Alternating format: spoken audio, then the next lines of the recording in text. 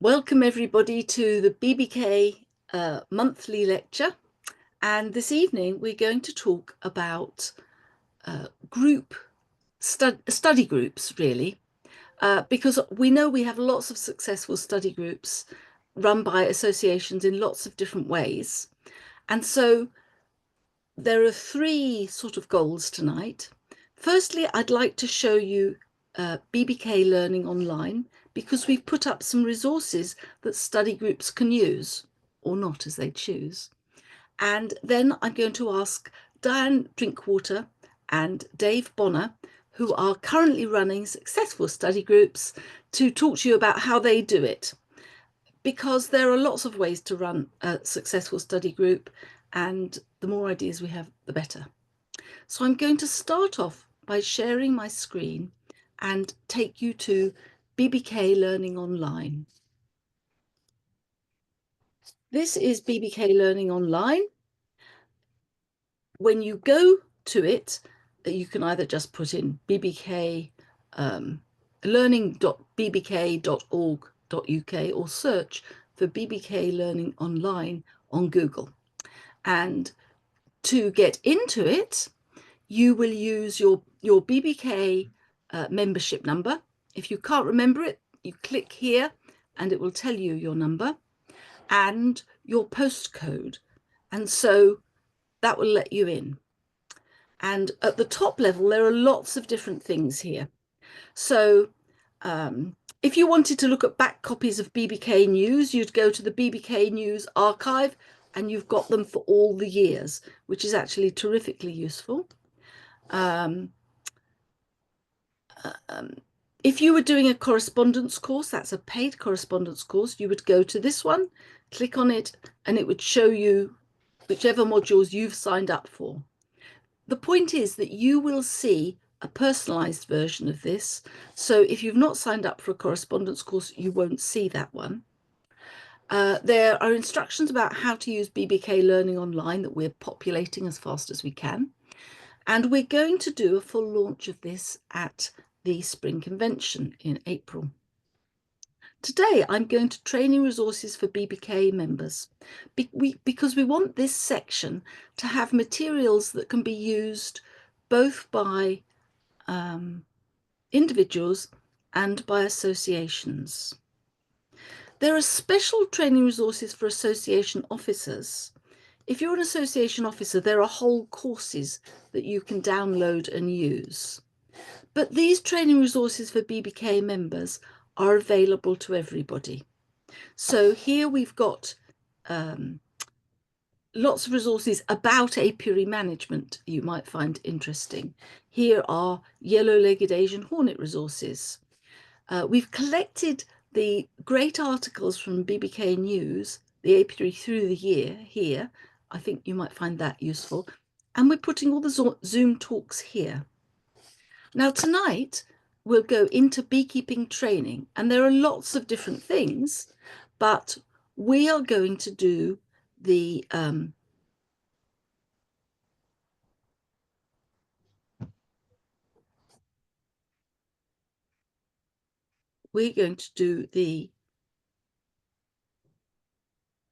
groups study materials, except for they're not there.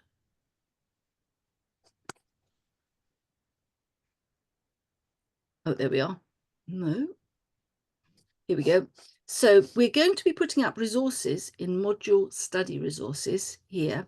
They're not there quite yet, but we're working on it. What is here is the study questions. So for each module, there are a set of questions, and they have a very particular structure. And it's the same structure that we've used for correspondence courses, because we listened carefully to our ex-correspondence course students, and we also talked with our correspondence course tutors, and based on what we learnt, we rewrote the correspondence courses. But it seems right to us that everybody should have access to the questions, even if they don't have a tutor. There are plenty of good people in associations like Dave and Di who can run tutor groups. This is the structure of each module. We have an introduction here, which gives links to the reading list and various other resources. There's the syllabus and the practice papers, past papers here.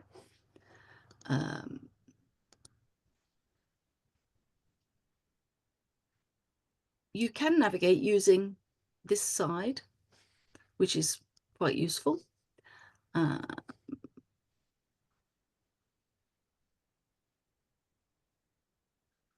I'm clicking around here. The good thing is you can't break anything because it takes a bit of clicking around to get used to it. There is a glossary here. If there are words you want to look up, they're all in there. And also a forum where people who are studying this module can talk to each other, basically. There aren't any discussion topics on that one because it's just gone up. And there's a short and embarrassing introduction video that we won't go into. Yeah. Now, each of the modules has got 6 sections with 3 types of question in them. So the reading and resources part of each section has got a few extra links to sites we think are useful, and especially to the mid-bucks study notes, which we're very thankful that Sean Stevenson has let us link to. And then has got 3 types of question. The first type is a quiz. It's literally simple questions. You answer them and it gives you a score at the end. You can do it as many times as you like. There are actually, for each section, 30 questions in there. So it'll generate different questions each time, you know, up to 30. And then it'll tell you, you know, what's right and what's wrong. That's part A in each of the sections. And of course, the idea is that there are short answer questions in the exam, and that gives you a bit of practice of short answer questions. In part B, there are 5 questions, each of which has 15 marks. And the reason we've put the marks on is that people like to practice not just collecting all the information, but then refining it down to give an answer. Because if they want to do the exam, that's useful practice for them. So there are part B questions and part C questions, which are longer. There are 2 of those for each section, and they get 30 marks. And each of these 6 sections covers a part of the syllabus, not the whole syllabus at random. When you get down to section 7, that has just got a practice paper and mark scheme for the whole syllabus, and of course links to all the other practice papers, as well as a lecture by a past president about exam technique. Hello everybody, I'm Margaret Murdin. I'm past president of the BBKA. I'm going to do a workshop today about module. There are also links to help about taking the exam and that sort of thing. So these are materials that are available for anybody who wants to use them, however you want to use them, basically. And I hope you'll have a look, and we are open to suggestions and improvements, and we hope you'll feed back to us as you use them. Having done that, I want you to hear from people who are actually running module groups. So I'm going to hand over to Diane Drinkwater, who's doing module 1 at the moment, aren't you, Di? No, it's module 2. Okay, sorry. She's doing module 2 at the moment. Sorry about that. But I might end up doing module 1 as well. I'm open to having my arms twisted. You did module 1 before, right? I've done it last year, yeah. Oh, well, I'm a bit behind the times. But Di is currently running module 2. Di, tell us about that. Right, well, I probably run my groups differently to how they used to be run. I been told lots of different ways of running them, but this is how I do it. I use Google Drive quite a lot, and I use Zoom, and everyone seems very familiar with Zoom now, so that combination works reasonably well. And I record each of the sessions, and we start off having a sort of an introductory session where I sort of encourage people to get lots of reading done in advance of the session, so you're not relying on learning things, because I'm not going to teach people. I want everyone to come prepared for each session. So I split the syllabus up into chunks, and normally it's 6 or 7, depending on the course. So they're manageable, and I quite often jiggle things around so they're more lined up, so that they make sense as a small group. And what I do then is I prepare a set of questions for each of those weeks, and I'll send out all of the question sheets together. So when you join up, you get your Google Drive link, you get your Zoom links for the meetings, but in that Google Drive, there will be a set of worksheets for each week, and they'll have some references on. And if I've got some good references that I've downloaded, research PDFs and things, they'll be in a folder for people to read too. So each week we start going through those questions, and the sessions work best when everyone's done lots and lots of work, because then they can answer the questions. And I screen share the document that they've all gotten with the questions in, and I type the answers in as they shout them out. So it starts off, I will write everything in, even if I know something's wrong, because someone will put their hand up or shout up and say, are we sure about that bit there? And so we're developing an understanding. And if there's a bit that's obviously wrong and nobody shouts it up, I will point out at the end. And then we have a little look at the question that we've created, and we work out what the best points are, because you need to get ready to do an exam if you're actually planning on taking it. So you need to think, if it's got 5 marks, they're only going to look at the first 5 points you write. So you need to make sure your best points are first. And if you've got a rubbishy answer, put it at the end. So we start to organise the questions, and I don't do that so much on the first couple of weeks. We just sort of plough through the materials, and then as we actually get further along, I've just seen a comment in the chat. Sorry, very easily distracted. We work more on that after the first couple of weeks, so people just get used to feeding in, and we create good answers for those questions. And some of the sections, there might not be very many questions that I can find in past papers, so then I write questions. And I've discovered it's actually really hard to write questions, because there are words you can use that often get misinterpreted. And that's always interesting during a session, when someone will interrupt and say, halfway through you've written the answer, are we actually answering the question we think it says, or could it be interpreted a different way? So we have some really good discussions about looking really carefully at the question. And because I'm editing a Word document, I can underline words, I can bold them in the question, so we concentrate. And I always tell people, if there's a month in the question, that's really relevant. So we're focusing all the time on making sure we can answer the questions, but people really, really need to have done the work, because otherwise I'm not going to pull all the answers out of a hat. I might know most of the answers, but I want everyone to contribute and get that work done. So that's each session. They're all recorded, and the recording's shared with the group only. So they all get put on YouTube. So the next morning, they'll all get an email with a link to the recording and a copy of the notes that we created together. So they've got that to revise with as they go through. And it builds up through the syllabus until we get to the last few weeks of the course. And I always try and have more weeks spare at the end so we can do the revision. And during the sessions, I'll note which areas are very weak. If people don't know much about the life cycle of Tropicalaps, we'll come back to that, and I'll find some specific questions to go over that material again. And I find that's really useful to work on the areas the group found hard.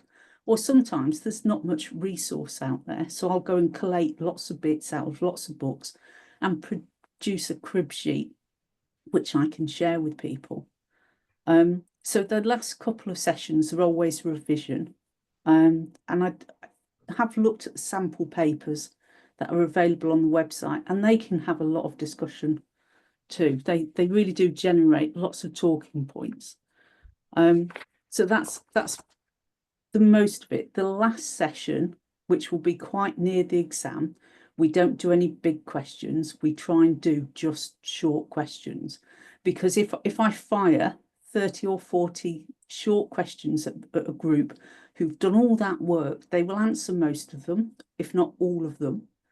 And they will feel that they actually have took on board everything they've learned. They're refreshing their knowledge in a really non-stressful way.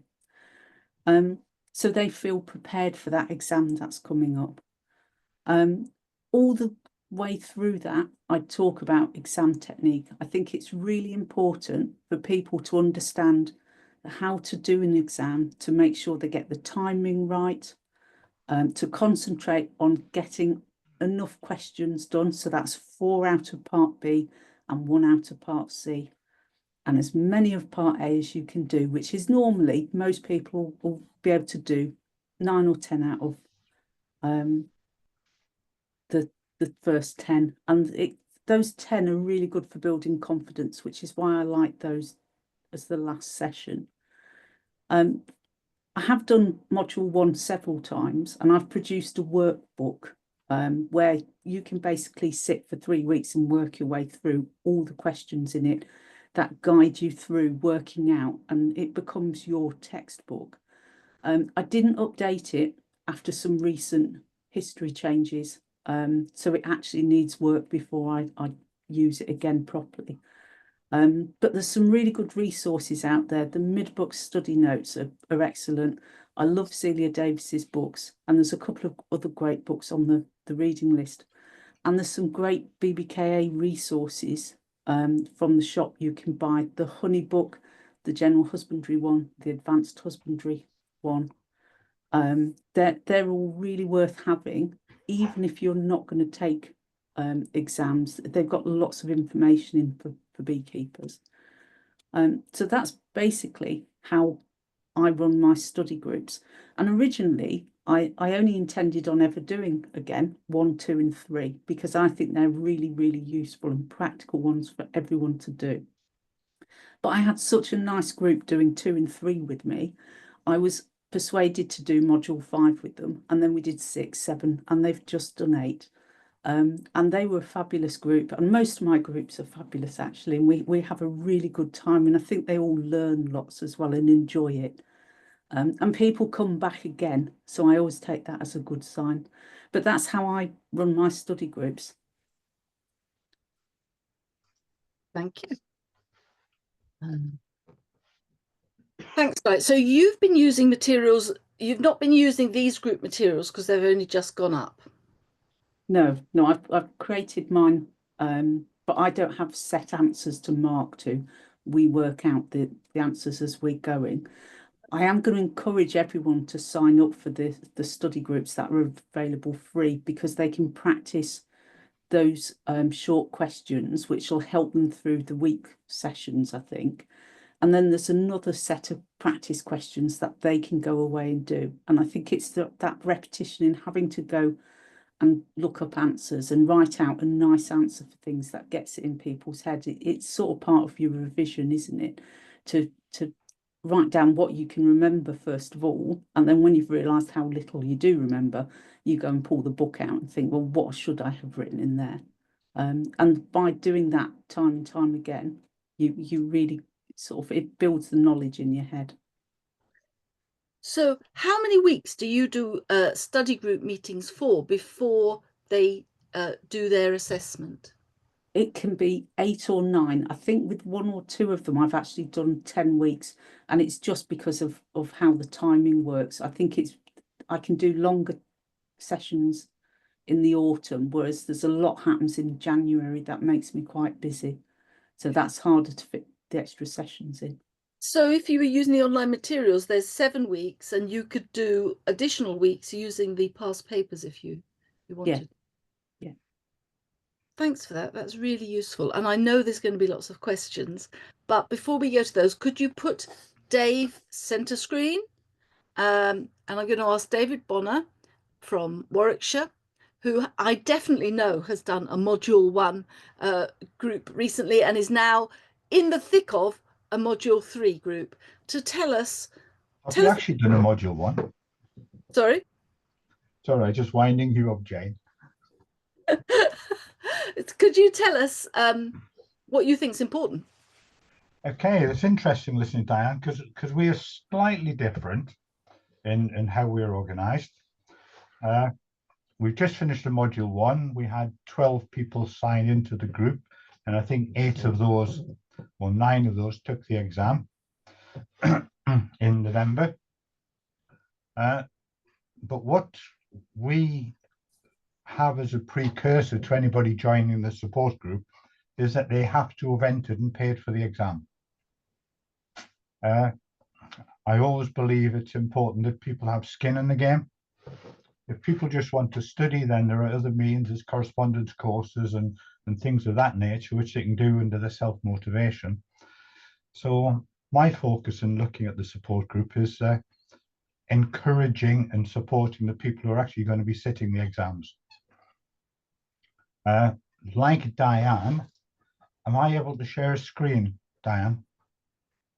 Yes, you should be able to. Just check. Yep, go for it. Okay, let me just say now. The starting point of the support group is people have got to enter the exam, right? Can't see your screen yet. Yes, okay, I haven't got there yet. I'm just looking around while I'm chatting. And so have you got the screen up with the syllabus on? Yep. Yeah. Yeah, so it's more than I have. There it is. So this is module 3. We did module 1, we're now doing module 3. And it's a syllabus from January 2024, I think it is. And it's split into sections. In this case, like Diane's, it's grouped into 6 sections. So each section is really kind of a good bite-sized chunk. So section 1 is 1 to 5, which is all about AFB and AFB, and then it builds up. So the students are focusing on the syllabus on particular areas at each point in time. So in addition to that, I'm just going to come back to this one, right? We have the reading list. Now, the reading list as presented by the BBK is quite comprehensive. Not everybody can afford all the books on it. So we actually take a view on the reading list for each module and highlight things which are going to be important following the 80-20 rule. If you've got 20% of the books, you'll cover 80 or more % of the information you need. So the students have that. Lots of these are free from the NBU, but you can go through. So people have got to focus in terms of the reading material. And then we start looking at timing. And we start off with a list of dates.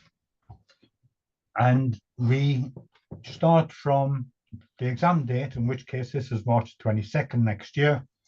And we aim to finish the support group the week before the exam. And we work backwards from that on a fortnightly basis. So we have a Zoom meeting every fortnight before that. And because the syllabus is split into 6 parts, we need 7 Zoom meetings. So working backwards and allowing a bit more time for Christmas, we had our first Zoom meeting on Saturday morning, just gone. And we've just set a time because in this group, we've got 20 students. So we had 12 in module 1. We've now got 20 all signed up for in this module 3. So we said Saturday morning, 10 till 12 on these dates is our a Zoom meeting. Attend it if you can, but we'll record it and we'll circulate the link so you can look at it in your own time afterwards. So people have got dates in the diary now and the focus. And our experience of module 1 was that a fortnight is enough time for people to do the homework associated to that first part of the syllabus. So you saw the syllabus. Excuse me, I'm just suffering from a cold at the minute. You saw the syllabus was split up into 6 sections. So the first meeting focused on section 1. And then the next meeting will look at the answers for section 1. And if I can, yes, I'm going to just, I'm sorry, I'm flipping around documents at the minute. There we are. So the questions for section 1 are orientated like the sections B and C in the exam. So section 1 of the syllabus, and it's a part B question, so therefore it's worth 15 marks. And you got question 1, you got the question, how many marks do you get? Yeah, so you got 10, 3, 2 to 15, and there are 5 questions, and the students are expected to answer all 5 questions, not 4 out of the 5, but all 5. And then you have section C type questions where you got a longer question or a more detailed question worth 30 points. And it's a really important part in my mind on this is that these questions identify how many marks each part of the question gets. And that's really important because we're getting the students to think about the answers they're giving ready for the exam. Because if, for example, this one, it's about American foul brew, describe the matchstick test, which is roping, you're only going to get 1 mark for that. So you only want a short bullet point answer. You don't want to write a paragraph or 2 just to get 1 mark. Whereas on, as an example, question 2, you got 9 marks associated with visual signs, which might lead to a conclusion. So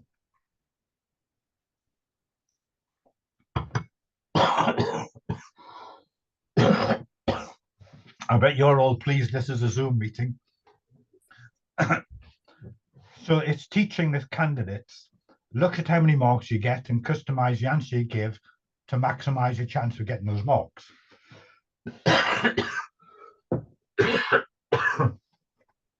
Okay.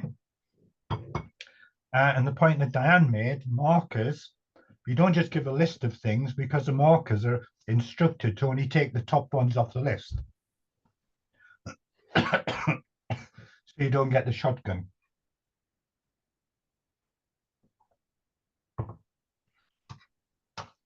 Now, where probably the biggest difference is between our approach and Diane's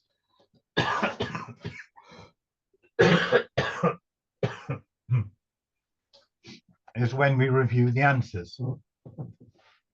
The students don't submit answers to me. They're expected to write them out in their own way or bullet point form. And when we get to the Zoom meeting, we will review them in open forum. So it's a kind of self-marking. And what I have, what we've produced here, is a set of guide answers. So again, if I can share. So we had the questions for section 1. We now have guide answers, guidance for each of those questions in bullet point form. And we conduct the meeting, the Zoom meeting, so the students are really discussing amongst themselves their answers. What they had on the list, what they didn't have on the list, what they didn't know. Then I can kind of prompt them with where they've miss things out or even add into this where they produce new things. And then at the end of the session, we circulate the guide answers to the students so they can review what they did against the guide answers. So there's an element of, we expect the students to complete the questions in their own time. We expect them to discuss them in open forum by the Zoom meeting. And then once we circulate the guide answers, they can then review what they did against the guide answers and identify any gaps and raise them. And a really important part of the interaction of the group is that there is a WhatsApp group created, and the students are encouraged to use that just to raise discussion points and questions or share information. So for example, oh, excuse me, this is the start of the WhatsApp group. You should be able to see a screen now with WhatsApp on it. Yeah. It's a Module 3 support group, and we've already started identifying other bits of resources. So for example, the talk Kirsty Staten did on Varroa, very relevant to the Module 3. I encourage the students to look at that. People were talking about which was the best book for Asian hornet. What was it? Was it any good? Was it worth the money? We've identified the mid-book study group notes. Now, to get access to these, you need a password. And you've got to request from mid-books that password. So I've done that, and they've given me the password, so I'm now sharing those. And similarly, we've found study groups also from Yorkshire beekeepers. One of the authors on that is Ivor Flatman, who I worked with at the MBU. So I've got every confidence that will be an excellent set of study notes. Now, word of warning on the study notes is that in both cases in Yorkshire and mid-books, the study notes are relating to a syllabus which is now out of date. They don't relate to the current syllabus. So when you look at them, they don't map to the syllabus one-to-one, but the technical content of both of them is still accurate. So there's a bit of word of warning on that. And the students are encouraged to, in fact, told that don't just rely upon the study notes as your only source of information. So we started sharing those. We got the Yorkshire, we got the mid-books. Right, we got reviews on that book about Asian hornet, was any good. And now they've started asking questions about when the ventriculus and when the midgut join together, so that when does the larvae is able to have its first poo. Yeah. And there were questions. So we're starting to get on our WhatsApp group, it's starting to gel and communicate. And it's really important that that works well. Sorry, I'm just conscious of my sore throat at the minute. And that's about it. So very similar to Diane's, we have regular meetings, we've got questions set, we've got guide answers. We insist that people have entered and paid for the exam in order to join the study group. And we have a set timetable of meetings linked to a particular part of the syllabus each time, and an expectation that students do their own homework and then essentially self-mark at the end of it. It worked very well for the Module 1 group. Let's hope it works for the Module 3.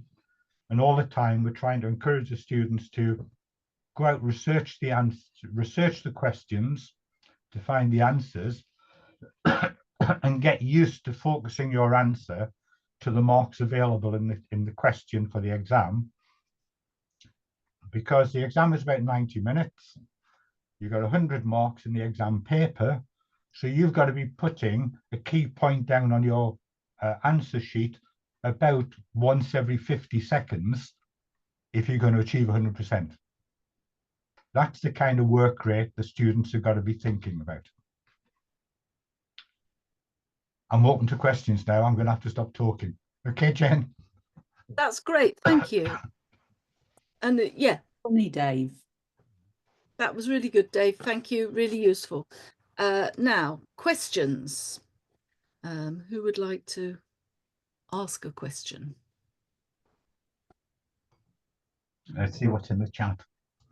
I've got something in the chat. Are Dave's questions from past papers? Dave's questions are the questions that are up on BBK Learning Online under module questions. So you've all got access to those.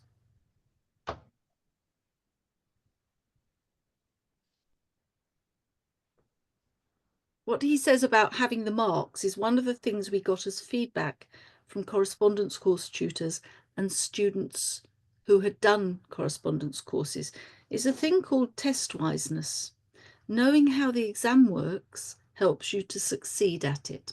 So we wanted to provide what students asked for, guidance marks for each part of the question. Because, you know, if there's 5 points for something, you don't want to spend 45 minutes answering that question. You realise there are just 5 marks available.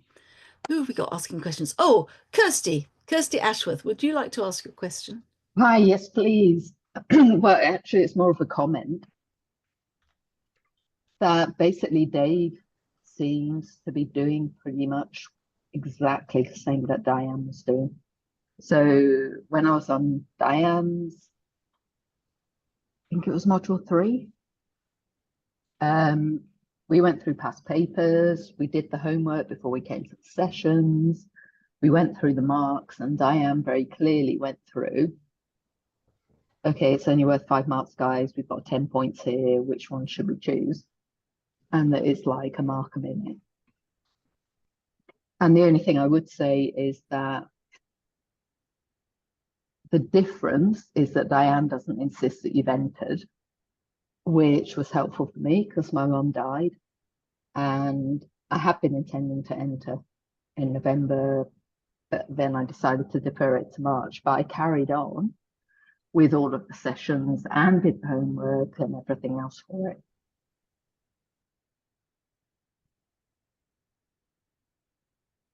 Okay,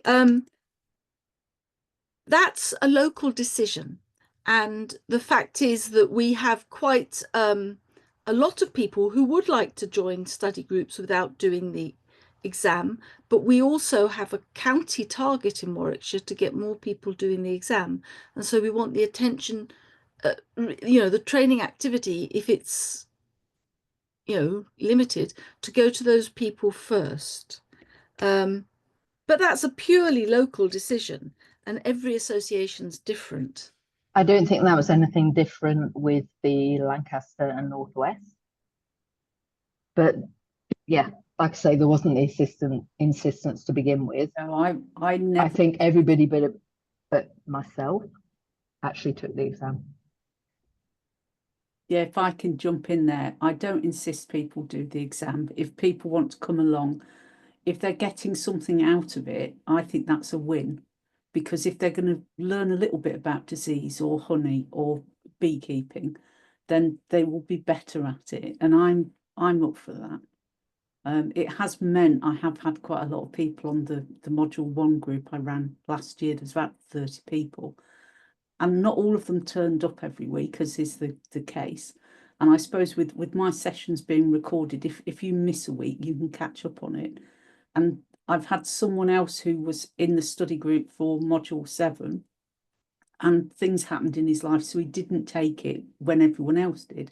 But he was able to watch those sessions and use the notes again to get him back up to speed for the next exam. And he came back to me and said how helpful that was. Well, Dave already has 20 who are taking the exam, so it could I think that it's a question to me is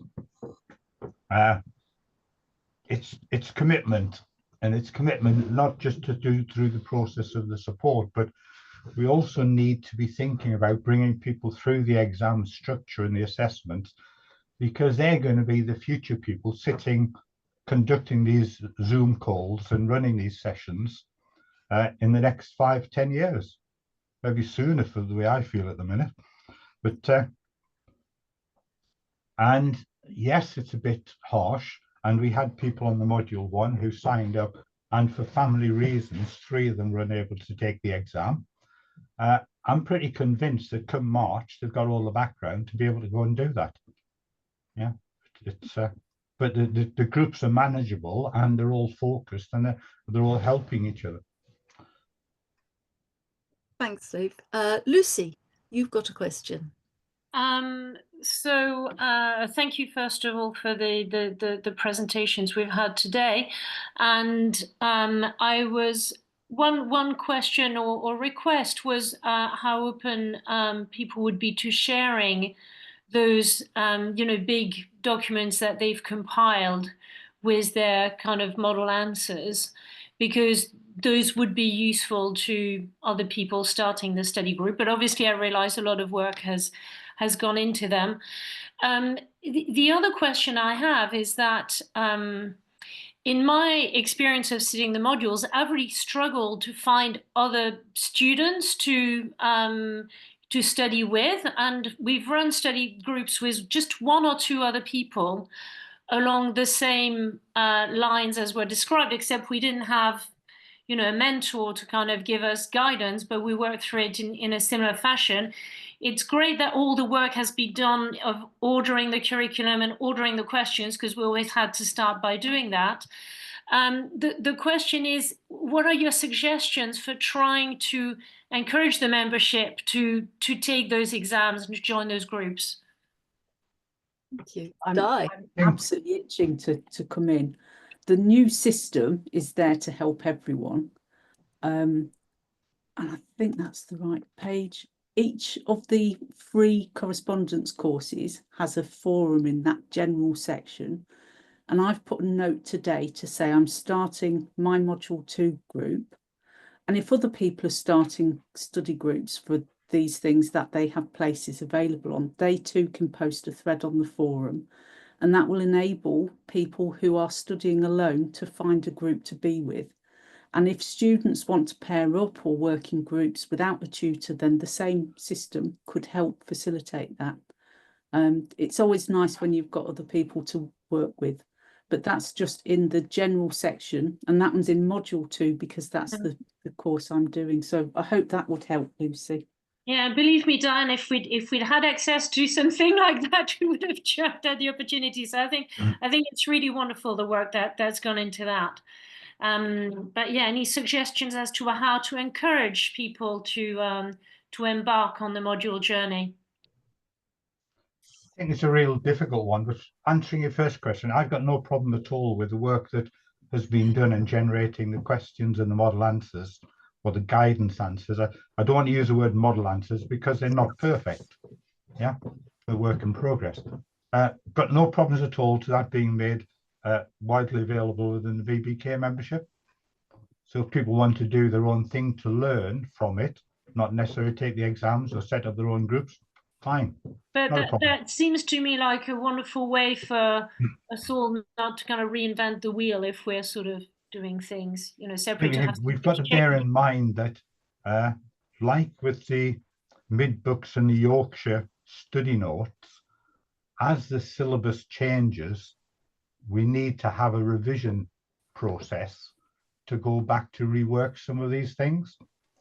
So the syllabus on the exams, changing that is a really important and critical decision being taken, because it has such a knock-on impact in terms of the work that has to be done to redraft all the questions and the correspondence courses and the resources. So it's key in terms of that is also on timing. Encouraging people to do the modules, it's a case of it's softly catch your monkey, if I can use that phrase. I'm Coventry branch of Warwickshire, and it's taken us about 6 years of steady pressure of encouraging people to go through the practical assessments and now getting involved into the written modules. I think once people get to a certain age, the thought of going back and doing a written exam becomes quite terrifying. Sorry, it's not even that. I was reluctant to take my basic exam this year because I don't have national standard hives. I have top bar hives, but I had to learn a completely different approach to get through basic exam. Yeah. And it'll be interesting when the assessors come to your place, Kirsty, for you do your general husbandry, when they have to learn about top bar hives. Leanne, you have Hello. your hand. Hi, good evening, everybody. Well, I'm just starting out on my journey. I'm 18 months in, so and I'm Nuneaton and Atherstone, so quite close to you, Dave, on the Coventry branch. So I'm looking to do my basic assessment in the spring, but I would like to do this correspondence course, if you like, and the modules. So I've got a few questions. So when do the exams actually run? Is it sort of March and November every year, is it? It is at the moment March and November for almost all the modules. These are the written theoretical exams, except for plants and pollinators and history, which only run once. And I think, if I remember rightly, that's in November. But the Okay. others, it's all November and March, which is kind of nice because it gives you at least, you know, you need to start a bit before the November for the March, but it gives you a good 6 months to run at it, which is, it gives you a bit of focus. Yeah, so I would be looking to do mine next November, the exam, obviously, because I need a lot more time to prepare for it. So I've been onto the website and there's nothing under the BBKA shop where you can purchase the correspondence course or pay for an exam. I will check it out tomorrow because they've been redone and they should be there. So I'll make sure that they're there. Okay, so I am looking in the right place, is that? I don't know that, but it will be in the BBK. They will be in the BBK shop. Di, do you know what's I'm not sure what we're doing with the correspondence courses, why they're not in the shop. be? Yeah. There's a link somewhere on the website. But the exams, to apply for an exam, you have to contact your local education officer of the association you are with. And normally, if you're in an association with branches, ask your branch and they'll point you in the right direction. And that's how you actually apply for things. So I'm examination secretary for Warwickshire. People drop me an email and say, oh, I want to enter module 3. And I just send them out a link and that's got, you know, it's personalized to them. They fill in the necessary and it wings its way to BBK and they're entered. Right, okay. Okay, and what's the cost of the exam? Oh, it varies by exam, but there's a list on the BBK website. Okay, brilliant. So I just need to keep checking on the correspondence course BBKA shop page and it should eventually appear then. Yes. Diane has just shared a link to the BBK, which lists the exam framework, the dates and the costs of all the modules. So if you look in the chat line, yeah, I see that. and take Brilliant. that link and bookmark it, and that'll be the one. Okay, brilliant. I'll have a look at that. Thank you.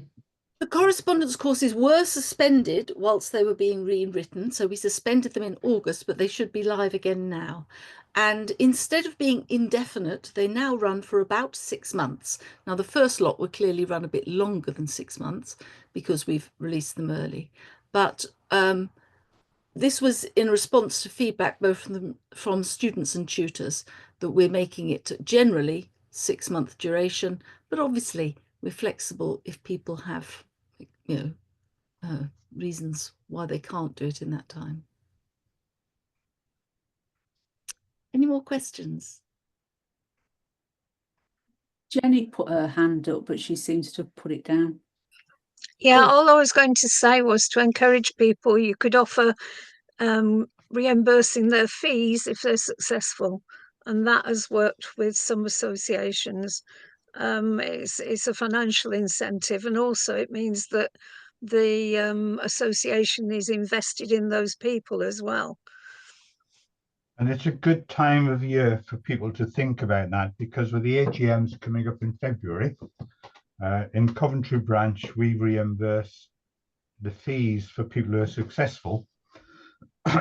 And we did that via a proposal being put to the formal AGM about 3 years ago and being voted on by the members. Yeah, that's So what now's we the did. time of year where it'll very soon you'll be being asked to, being given notice of your AGMs and being asked if you've got any propositions to put forward. Mm. Another question, I think, from Julian. How do more active associations feel about accepting learners from less active associations? I've got no problem with that. I think if we can encourage and help associations become more active by getting some of the members in and doing these things and learning, then that's fine. That's fine. Yes, I have people from all over the country join my study groups. We had a lady from Scotland, someone in Wales, Kent, as well as people in Lancashire, all over Lancashire. So we always have a mixed group because I'm happy to take anyone who wants to learn. Yes, thank you, Diane, because you took me from Lancaster, which is not the most active of branches. But it also makes the best use of effort. If one branch is doing the module, one association is doing the module you want, that's great. Beekeepers are a friendly lot.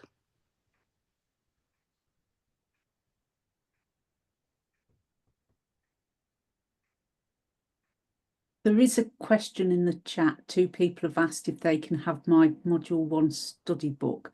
It doesn't have the answers in, it has boxes to put the answers in. But I will review that and see whether we can make that available somewhere. But I might need to check it's up to date with the syllabus. Can they not just join your group, Diane? I'm doing Module 2, not Module 1, the books for Module 1. I've not done one for Module 2, 3, etc. yet. I think we're all in the same boat and kind of we're deciding on a module to do and then preparing the information resources for it as we do it.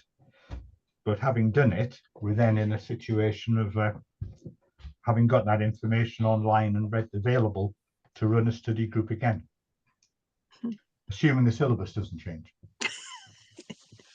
Yeah. We're trying to sort of use as a motto, by beekeepers for beekeepers. So, yeah, that's. Oh, Mary, you've got a question. Yeah, thank you for the presentations. I think it's been really helpful. But the 2 things. One is about support for the tutors, particularly if you've never done it before. And the other one is really about expectations. And Diane talked a lot about expectations. People are expected to do the homework, do the reading.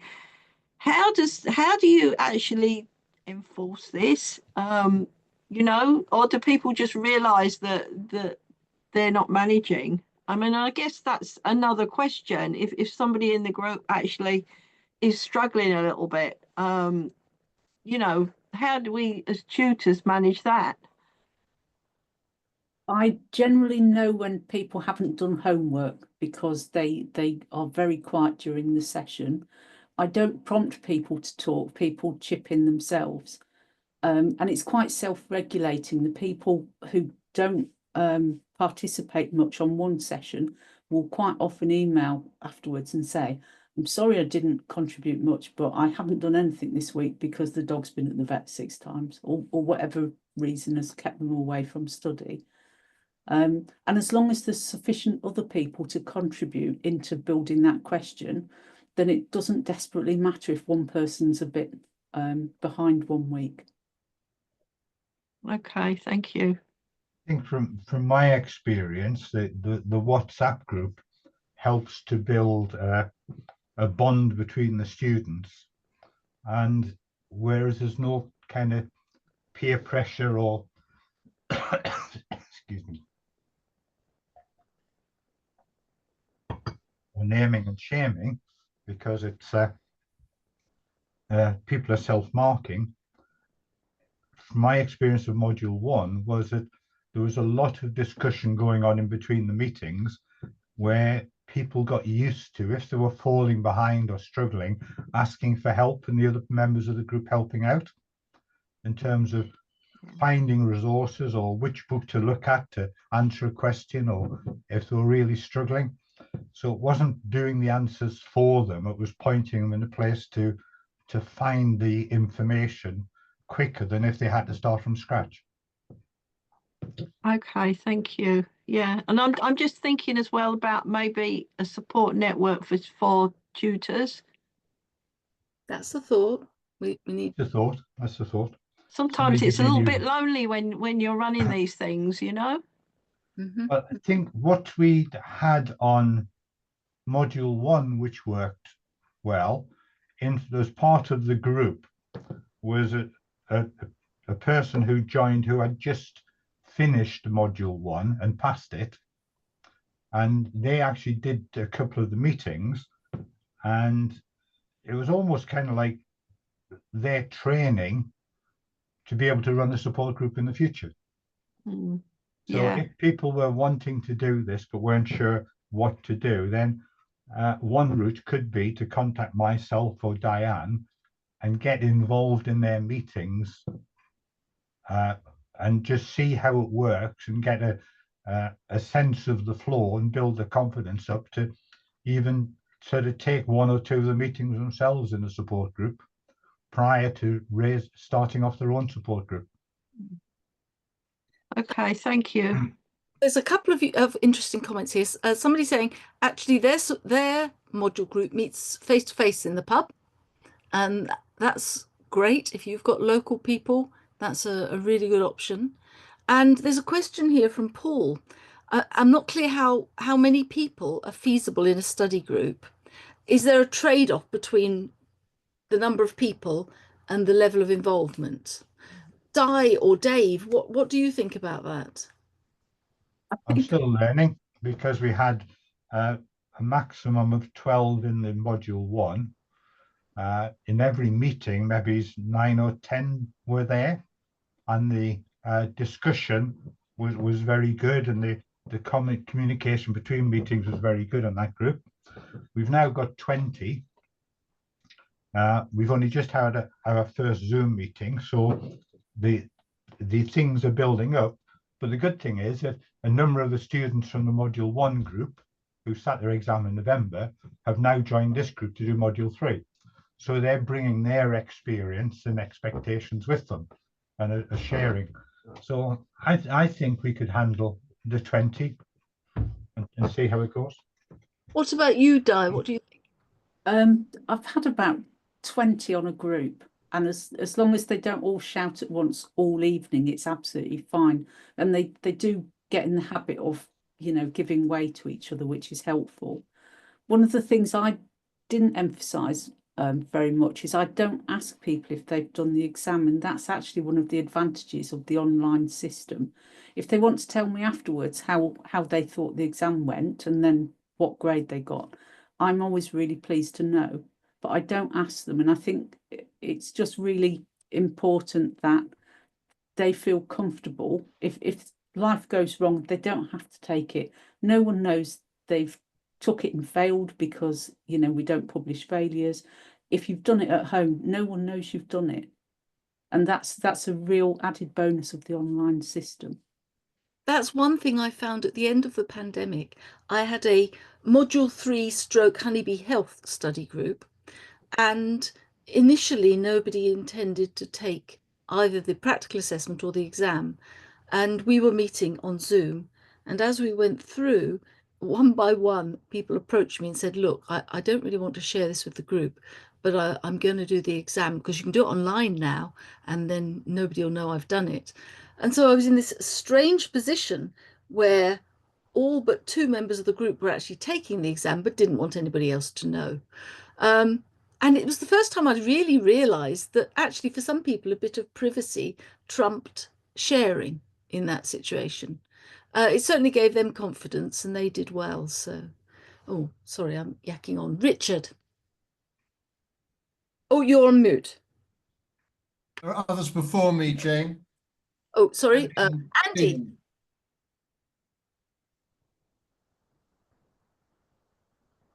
Andy's also on mute. There you go. Hiya. Yeah, there we go. Can you hear me now?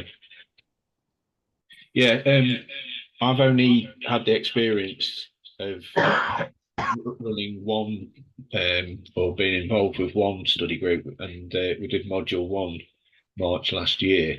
I need to pick up on it to try, because I'm county secretary, so seeing Dave's timings there, I was a little bit worried that I was too late already to start the module 2 for this year. Now, Celia Smith's run many study groups over the last few years. I think she must have been through modules 1 to 8 about 3 times, so she's actually standing down. So it's going to be the first time that I've sort of tried to head this up on my own. Yeah, I mean, obviously I've only experienced module 1 last year, so I'm struggling, looking for support a little bit. So this meeting's come at a really good time for me. I guess we just get everybody together, do what we did last time. The first meeting was a face-to-face meeting, and then each of the subsequent ones was done on a Zoom session. So if there's anything that can support me to get this underway, that would be great. You know, so like I say, this has come at a really good time. Well, those questions, that site is up for you, and all your members can use it. So you don't have to be sending them out the questions; they're there for them. Right. Yeah. Do you still have a mentor? Because that last time we sent the paper once we'd done the mock paper. That would be a correspondence course. Right. We do it that way, yes. But right. the group study questions, there isn't a mentor there. They're just for associations to use who don't necessarily need a tutor. If you want to, you can sign up for a correspondence course and use it that way. That works. Right. Yeah. Yeah. So last time we paid the £75 from Lincolnshire, and yeah, so then you're assigned a tutor then, aren't you? Yeah. Right. Okay. Thanks, Jane. Thanks, Andy. Stephen? Thank you. Yeah, I was just going to make an observation on group size. The larger the group, the less interaction there is within the group. And I would suggest from an industry experience that you're nearer 12 is better than 20. Because if you've got a group of 20, there's plenty of room for slackers to hide. So the smaller groups, the greater group interaction you get, and the greater benefit for the students, I think. Sorry, why does it matter if slackers hide? It doesn't matter, but if you're wanting good group interaction, and some of the models that have been discussed require group interaction, the larger the group, but the less that'll happen interaction you with the get. people who are keen. Sorry, I didn't hear that. That will happen between the people who are really keen and doing the homework and are going to take the exam. Why does it matter if you've got a few slackers in the group? But slackers was a bad term to use, but it's if you have a large group, you don't get the focus. I understand the point you're making, Stephen. The larger the group, the better the skills the leader of the group has to have to bring the best out in everybody, rather than just letting a few kind of not take over is the wrong term, but you understand what I'm saying. You've got to really bring it out. But we'll see how it goes. We've got 20 in ours. Coming back to, there have been a couple of comments on privacy. In terms of the people knew, because they had declared it in the groups for module 1, who was taking it. A couple communicated to me saying for family reasons they couldn't take it. That was kept private, and it's entirely up to the members of the group as to whether or not they tell people, the wider group or not, what the results were at the end. So it's entirely up to them. I've asked if they'd let me know because it would be feedback, but it's entirely up to them if they want to publish it further. Thank you. It's not my job to do that. Thanks, Dave. Finally, we'll go to Richard because I nearly got him earlier. I've been running module courses, I think, since 2016 now. I've done all of them except modulate. I just, once you get to modulate, you're on your own. Since Zoom started, I get round Dave's problem. I don't like running more than 20 because when you all come together. But actually, I set out homework a fortnight before, based on sections, just as exactly as Dave has suggested, and then put people into breakout rooms. So there's small groups of 3 or 4, and they have a really good discussion. They lead initially, for one room 1 will lead on the first question, and then they'll be expected to report back on that question. But at the same time, I hope in the 40 or 45 minutes that they're in the breakout rooms, that they'll have time to go through nearly all the questions. And I then have done model answers beforehand, tick off things that are there.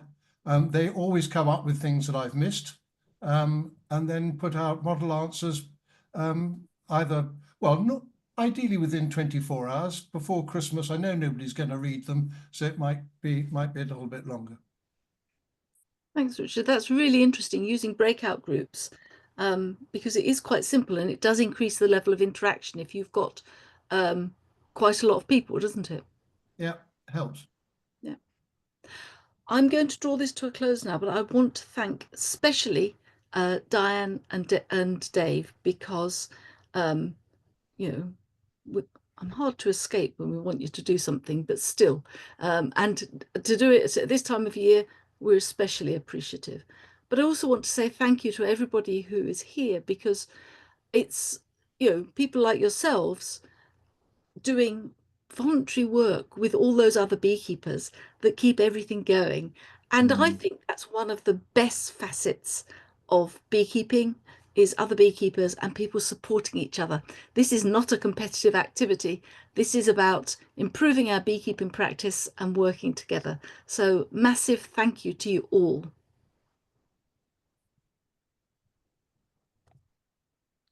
Bye-bye. Thank you, Jane.